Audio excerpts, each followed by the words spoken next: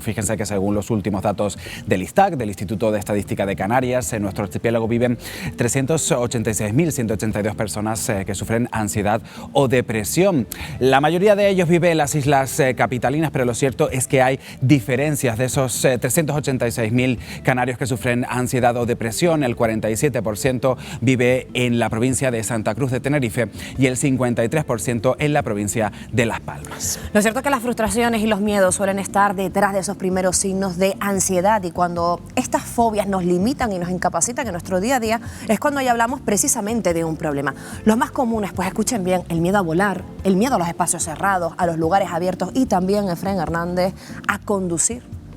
Sí, y la maxofobia, ese miedo a conducir, afecta a 3 de cada 10 conductores. Para hablar de fobias y de esa lista interminable de miedos, tenemos hoy con nosotros a Adeida Hernández, psicóloga. Bienvenida y buenas tardes. Buenas tardes, muchas gracias. ¿Cuándo hablamos de miedo y cuándo lo hacemos de fobias? Porque son cosas distintas. Sí, realmente un miedo es algo adaptativo, es una emoción natural en el ser humano. Cuando hablamos de fobia, es un miedo más intenso, más desproporcionado, y sobre todo la diferencia es que las fobias sí que nos incapacitan para determinadas situaciones o cosas que sí necesitamos hacer en nuestro día a día. Tú te asomas normalmente en tu consulta a muchas cabezas. Hoy me voy a asomar yo a la calle para saber cuáles son los temores que tienen los canarios. Vamos a verlo. ¿Tienes fobia a algo? A las alturas un poquito, sí. Yo le tengo fobia a las cucarachas. No, creo que no. Sí, tengo miedo a los agujeros, que se llama tripofobia. Sí, a los gusanos. ¿Y por qué? Porque, no sé, me da asco verlo todos juntos ahí en grupo. Desde que era pequeña me da un poquito de respeto a las alturas, pero no sé el motivo concreto. Porque cuando era pequeña y estaba en el colegio, me pusieron una cucaracha por aquí dentro del escote y bueno, casi me desnudé en el colegio. Bueno, la lista de fobias es interminable. Estamos hablando de más de 500 fobias catalogadas por especialistas. Desde ¿Somos luego. muy miedosos o qué ocurre? Bueno, a veces yo creo que tiene que ver con que no nos permitimos esa emoción que en principio es adaptativa, que es el miedo.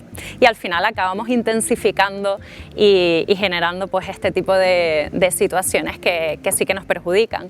Lo cierto es que hay que decir que el miedo es una emoción necesaria. Estamos vivos en parte como especie gracias al miedo. Yo no sé si aquí podemos explicar un poco, porque habrá gente que se esté planteando esto. ¿Realmente ha sido una emoción necesaria durante todo este tiempo? Sí que lo es una emoción, como decíamos, natural, pero es que además nos ayuda en esta supervivencia ante situaciones de peligros reales, ¿no? Estamos viendo ahora mismo en pantalla una cosa dentro de nuestro cerebro. ¿Qué es? Pues esta cosita que vemos aquí es la amígdala. Esta cosita que vemos tan chiquitita es que no son las de la garganta. No. Estas son las del cerebro. Estas son se llama igual, pero son las del cerebro. ¿Qué ocurre? Que en varias emociones, en este caso en el miedo, están implicadas varias estructuras cerebrales. Pero esta en concreto, la amígdala, es muy importante en cuando se produce un miedo muy intenso, porque activa, y un miedo real, aparte del imaginario, porque activa una serie de cosas en nuestro cuerpo, ¿no? O sea, activa nuestro sistema por si tenemos que ir corriendo por patas, como quien dice, ¿no? Exacto. Escapando, huyendo. Imagínate una situación donde de repente pues estés tú tan tranquilo y alguien te venga a atracar o te saque una navaja. En este caso se activaría nuestro sistema nervioso parasimpático, y esto va a hacer que nuestro corazón empiece a latir más fuerte, que nos llegue mucho más oxígeno a nuestro esa taquicardia, músculo. pum, pum, pum, pum. Exacto, en realidad es nuestro organismo ayudándonos. Claro. Se dilatan las pupilas, podemos percibir mucho más nuestro entorno para poder escapar o para poder luchar contra esa situación que está atentando contra nuestra supervivencia. Digamos que ese es el miedo normal. El problema viene cuando este sistema se activa y no estamos ante un riesgo real. No hay un tigre delante de nosotros, no hay una persona que nos esté atracando, ¿no? Efectivamente, en este caso es una anticipación de algo que puede que no suceda nunca, ¿no? Empezamos a contarnos una serie de cosas que al final hacen que, bueno, pues que no podamos atender las demandas del entorno de forma... Y en este sentido, digamos que la ansiedad hace como una especie de parábola, por así decirlo, ¿no? Efectivamente, si lo vemos en pantalla, haría como una especie de curva donde en la parte más alta nosotros empezamos en una situación de tranquilidad, empezamos a subir y en esta parte más alta sería como el pico más extremo de ansiedad, pero suena un poco extraño, pero nadie se ha muerto de ansiedad, que lo sepan, si tienes en algún momento ansiedad, sabemos que es una curva. Me quedo más tranquilo, Daida. Me alegro. Me quedo mucho más tranquilo. Sabemos que es una curva que llega es muy desagradable, pero llega a este momento, pero cuando ya coge ese pico máximo, de repente empieza a volver a bajar. Hace unas semanas hablamos con Leocadio Martín, al que por cierto le mandamos de aquí un saludo, que esta semana no podía estar con nosotros, de la importancia precisamente de nuestros pensamientos en esta ecuación.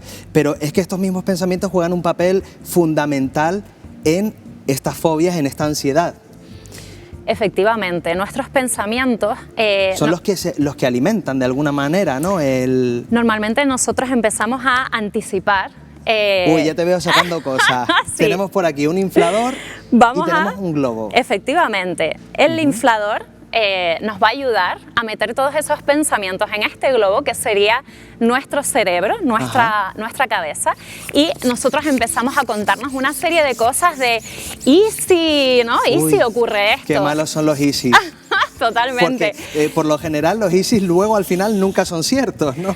Claro, la mayoría de las cosas que nos contamos no son ciertas, y es que la realidad es que de repente lo que nos ayuda es, tenemos toda esta serie de pensamientos irracionales que nos hemos contado y nuestra mente para y se da cuenta de que esto no tiene tanto sentido y de repente nuestra ansiedad, exacto, nuestra ansiedad cuando paramos estos pensamientos o nos damos cuenta de que no son tan reales como nosotros pensábamos, se desinfla. Puede ocurrir esto o puede ocurrir que sigamos alimentando todos esos pensamientos. Que ese globo se haga más grande, como este que tengo justamente aquí, y que de repente digamos, no puedo más, esto es insostenible, y explote, ¿no? Efectivamente, y nos dé lo que llamamos un ataque de pánico o un ataque de ansiedad. Que nadie se muere de un ataque de pánico o de un ataque de ansiedad, insistimos. Lo importante es no llegar ni a que se desinfle el globo, ni a que se estalle. ¿Cómo podemos prevenirlo? ¿Cómo podemos evitarlo? ¿Se puede entrenar?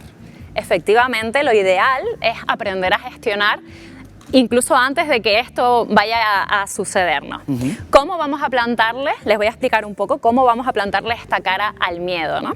Por un lado, vamos a intentar permitirnos esta emoción. Vamos a parar y esta emoción que es desagradable... Ya, Daida, pero es que es muy desagradable, desagradable. Lo sé, y es que en realidad nos cuesta mucho gestionar todas esas emociones que son tan desagradables. Pero realmente lo que quieren es ayudarnos. Es una forma que tiene nuestro cuerpo de hablarnos, ¿no? O sea, puede ser también que nuestro cuerpo, mi madre y mi abuela dicen una cosa que yo creo que tienen más razón que un santo, y es que el cuerpo habla lo que la boca calla. Totalmente. ¿Puede ser este el motivo también de muchas de las fobias? Sí, desde luego. Lo que ocurre es que la mayoría de las veces, como evitamos esa sensación, como tú dices, tan desagradable, lo más probable es que nuestro cuerpo quiera que nos enfrentemos a una situación que nosotros estamos evitando y el cuerpo sigue diciendo, pues si no me haces caso, si no te vas a enfrentar a esto, te voy a generar más ansiedad, te voy a generar más miedo para ver si te das cuenta, ¿no? De esta manera.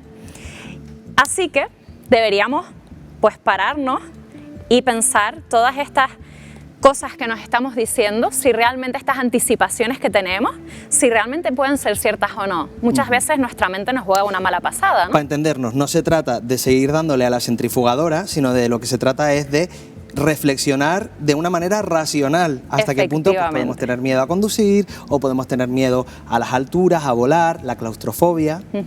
Exacto, muchas veces empezamos en ese análisis desregulado y eso hace que intensifiquemos más los pensamientos y llegue a explotar nuestro globo. Lo ideal es parar, darnos cuenta de si estos pensamientos tienen algún sentido, si hay otra situación que pudiera darse, y entrenar estos pensamientos y además entrenar también estas sensaciones de dónde tenemos esta emoción.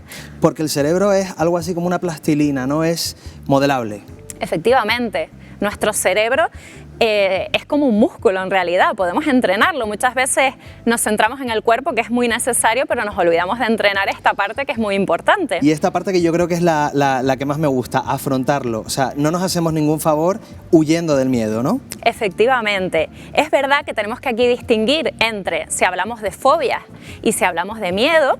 ¿Por qué? Porque si es un miedo, es una anticipación de algo que vaya a suceder, podemos empezar a decir, vamos a afrontar este miedo, vamos a ir con este miedo, lo vamos a llevar de la mano, como suelo decir, pero si es una fobia, quizás si nos enfrentamos directamente a eso que nos genera la fobia, nos va a dar demasiada ansiedad, tenemos que ir de forma progresiva y hacerlo desde luego con un profesional. Luego vamos a seguir hablando de fobias, pero nos vamos a ir a Gran Canaria porque si vivir en un archipiélago como el nuestro y tener miedo a las alturas puede ser un problema, ya que estamos condenados a estar aquí, imagínense tener miedo a volar. Es el caso de Loli Leite. Loli, ¿qué tal? Buenas tardes. Hola, buenas tardes. Bueno, la primera pregunta, ¿qué tal te encuentras? Bien, gracias a Dios, bien. Tirando. Sí. Tuviste una caída de 5 metros en su momento, hace 20 años, y desde entonces tienes diagnosticada acrofobia, que es ese miedo a las alturas. ¿Cómo empezó todo? Pues empezó a raíz de eso, de la caída que tuve. Me caí de 5 metros de altura, me tuve que operar de la columna y a raíz de ahí, cada vez que me subía en sitios altos me daba mucho pánico y sigo con el temor de mucho pánico. De momento esto ocurrió hace 20 años, aún con el tiempo de por medio, ¿no has llegado a superar esta acrofobia? Un mínimo la superé, porque me subí en un avión cuando hacía 20 años que no me subía en él, pero fui muy asustada, mucha ansiedad, mucho escalofrío. En esta aparatosa caída llegaste a partirte 2 vértebras, una tercera quedó aplastada. Fue una caída de verdad bastante espectacular. ¿Cómo recuerdas ese momento? Intacto, todo lo tengo intacto, nunca se me ha borrado nada de esa caída. Lo cierto es que este miedo que has desarrollado te ha hecho no volver a volar en 20 años, como tú habías dicho. ¿Esa parte ya la tienes más controlada? ¿Sigues cogiendo el avión o...? Lo he cogido una sola vez y fue por prioridad, fuerza mayor, porque acababa de nacer mi nieta. Pero me cuesta mucho tener que subirme a un avión. Y ya si es a las alturas ya... Loli, paradójicamente tienes a tu pareja que vive en un piso número 17. Yo no sé cómo llevas eso. Bastante mal. No me asomo a las ventanas ni a los balcones. Imposible. Imposible. ¿Llevas algún tipo de tratamiento, Loli, para superar esto en tu vida diaria? No. No, para nada. ¿Y en el psicólogo te han ayudado? ¿Has tenido que ir a terapia para superarlo? No me he planteado nunca ir al psicólogo por el tema, la verdad todo se diga. Pues Loli Leite, muchísimas gracias por contarnos tu testimonio y adelante. Muchas gracias. Un saludo, Loli. Quizás sea recomendable que cuando tenemos este tipo de problemas, Daida, vayamos a un profesional, ¿no? Porque al final es quien nos puede ayudar un poco a superar este tipo de miedos, este tipo de fobias, que como vemos en algunos casos son irracionales, pero que vienen también de una experiencia traumática, como es el caso de Loli. Desde luego que sí, que es interesante, pues los miedos no desaparecen por sí solos normalmente, lo que ocurre es que se intensifican, entonces ir a un profesional, aunque consideremos que de entrada no nos inhabilita completamente la vida, en algún momento a lo mejor lo vamos a necesitar. Estaría bien, desde luego, que trabajarlo, pero la mayoría de los miedos sí que ocurren tras una experiencia con una intensidad emocional muy intensa, pero a veces ni siquiera se da así, a veces son miedos... Es decir, que no porque hayamos tenido una experiencia traumática siempre se desarrollan miedos. Hay veces que tenemos miedos que no sabemos muy bien dónde encajarlos. Efectivamente. Pero igual si te pones a investigar abrochan con algo. A veces tienen que ver con miedos aprendidos, heredados, como solemos decir de nuestros padres o de algún familiar, y otras veces tienen que ver simplemente con otra cosa que no tiene nada que ver con ese miedo, con cómo hemos gestionado el estrés ante determinadas situaciones. Y yo suelo decir que por algún lado tienen que salir esas emociones que nosotros intentamos meter hacia adentro e incrustar, y a veces salen en en forma de miedos, ¿no? Uno de los miedos más comunes es la glosofobia, el de hablar en público. Muchos comunicadores, a pesar de ser comunicadores, desarrollan precisamente este miedo. Y sabe bien de esto Euprepio Padula, experto en liderazgo y coach y además escritor. Euprepio, buenas tardes. ¿Cómo estás, Efraín? Muy bien. Euprepio, llevas más de 30 años entrenando a líderes empresariales, también a muchos políticos. No sé si te has encontrado en muchas circunstancias con este miedo, con la glosofobia, el miedo a hablar en público. Hombre, evidentemente uno piensa que directivos, empresarios, políticos han nacido para hablar en público, para comunicar, y además incluso el tópico que tienen carisma casi de nacimiento, ¿no? Genético. Hombre, es evidente que no. Es verdad que directivos, empresarios, especialmente los políticos, en línea general, tienen bastante buenas cualidades relacionadas con la comunicación. Pero te sorprendería saber cuántas veces he tenido que trabajar con políticos especialmente para mejorar su capacidad de comunicación en público, justamente porque, curiosamente, en privado o en petit comité comunicaban estupendamente, sin embargo luego los ponías enfrente a una cámara, a una televisión, a una radio o incluso para hacer un meeting político y realmente perdían completamente la capacidad, sino esa realmente soltura en la comunicación. Es decir, en un cierto sentido perdían esa capacidad de comunicación que hace que un político o un directivo realmente sea muy bueno comunicando en público. Por supuesto que trabajamos mucho y además te voy a decir una cosa, y me alegra mucho, fíjate, estar en este espacio, porque primero es bastante raro en las teles actuales ver espacios dedicados a la psicología y a temas relacionados con la gestión emocional, que es una parte fundamental de la felicidad y también del éxito. Una parte muy importante de mi trabajo no son tanto las cualidades de liderazgo o llevar, por ejemplo, los políticos en campañas electorales, sino hacer que realmente todo lo que tienen dentro, todos sus mensajes puedan llegar al público, a los electores, de una forma concreta. Por lo tanto, sí que hay a veces miedo escénico que, por supuesto, incluso gente que ha llegado muy arriba en las empresas o políticos tiene que superar para poder triunfar.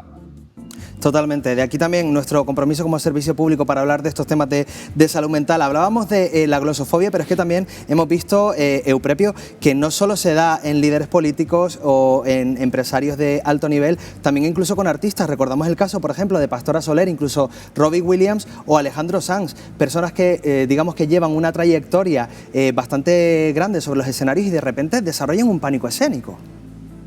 Bueno, pero porque en la vida, Efraín, nuestra vida es un fluir de emociones, un fluir de cosas.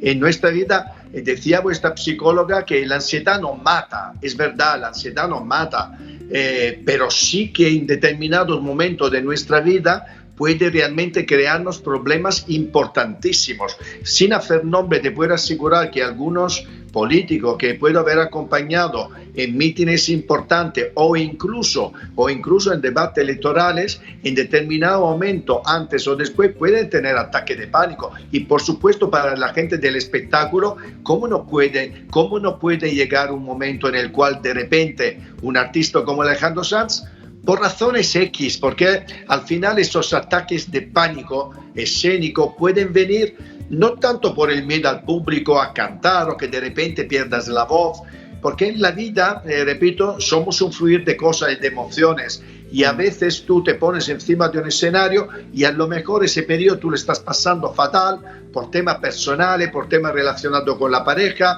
por temas relacionados con los hijos, con la familia. Quiero decir que al final un ataque de pánico, incluso si llega encima de un escenario, no necesariamente también, ¿no? Esto a las mochilas que llevamos, que sabe mucho más que yo, no llega necesariamente por un tema relacionado con tu capacidad de cantar o porque el público ese día te da miedo, probablemente porque en ese periodo, por la razón que sea, pues has realmente tenido problemas que a nivel emocional te crean ese momento de pánico que puede venir también en frente a una cámara en una televisión, como sabes perfectamente. desde luego nadie está exento de que le pasen esto, ni siquiera aquellas personas que tienen don de gente, que por cierto es el libro que acabas de publicar, personas que tienen ese yo no sé qué y que de repente triunfa muchísimo en la vida. ¿Es difícil llegar a este punto, Euprepio? Bueno, hay gente que tiene genéticamente que está más preparado, porque casi diría que tiene una buena capacidad, un buen don de gente casi de nacimiento.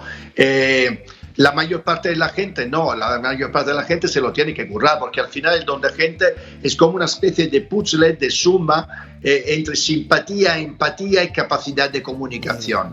A veces estas cualidades las tienes de conocimiento, de nacimiento, otras veces tienes que trabajártelas muchísimo, ¿no?